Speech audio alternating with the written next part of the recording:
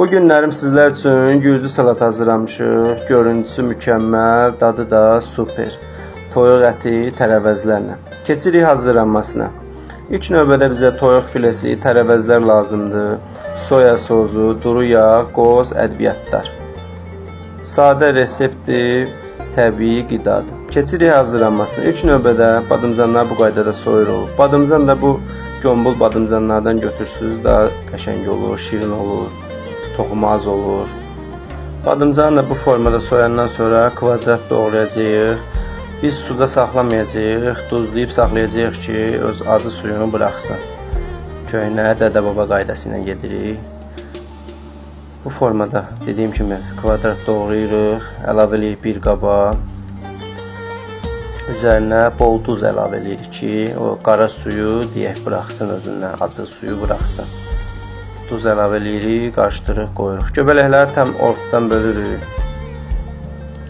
Tərəvəz nə qədər bol olsa, yəni rəngarəng, o qədər salatımız gözəl görsənir. Duru yağ əlavə edirik, ilk növbədə göbələyə əlavə edirik. Göbələk yaxşı qıpqırmızı qızarsın. Ona kimi biberlərimizi də doğrayırıq. Dediyim kimi tərəvəzlər nə qədər çox olsa, rəngarəng görünər salatımız. Kvadrat doğrayırıq, eyni ölçüdə çalışdığımız qədər.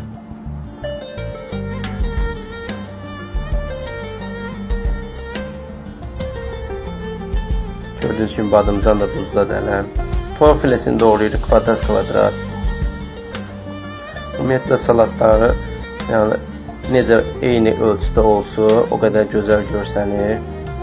Ona görə çalışın doğrayarkən hamısına fikir verin, eyni ölçüdə olsun. Bu formada doğrayırıq toyuq filesini də. Göbələyə yaxşı qovururuq, təmiz qıpqırmızı olunca qoyuruq. Toyuq filesini ayrı bir tavada soteləyəcəyik.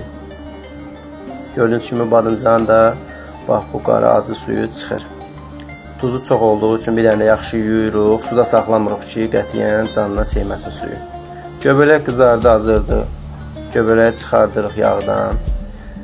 Biberləri əlavə edirik. Biberləri də sotalayandan sonra